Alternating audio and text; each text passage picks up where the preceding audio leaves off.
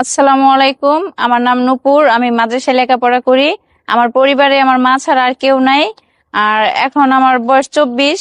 আমার বিয়ে হয় নাই। আর আমি পর্দা করি বিদায় আমাকে কেউ দেখতেও আসে না।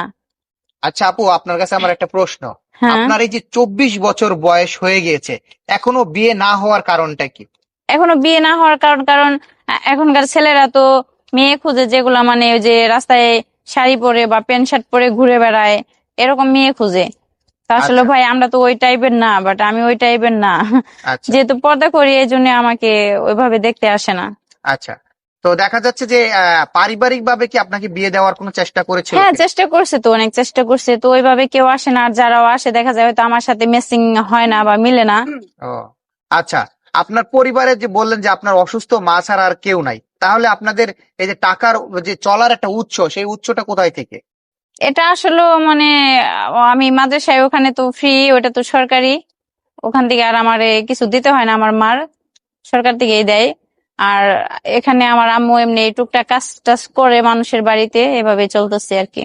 আচ্ছা, তার মানে কি আপনি আপনার হচ্ছে পরিবার অতটা সচ্ছল না? না।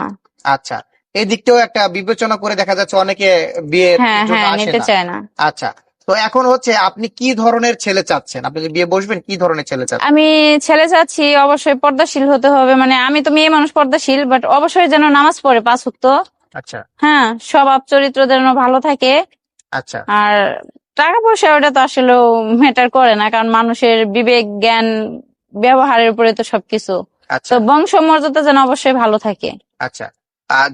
যদি আপনাকে কেউ পছন্দ করলো, হ্যাঁ, এখন যদি সেই ছেলে ডিমান্ড থাকে যে আমাকে কিছু টাকা যৌতুক দিতে হবে, তাহলে কি সেটা দেওয়ার মতন অ্যাবিলিটি আপনাকে আছে, না আপনার না আছে? ভাইয়া, আমার যৌতুক দেওয়ার মতো কোনো ক্ষমতা নেই।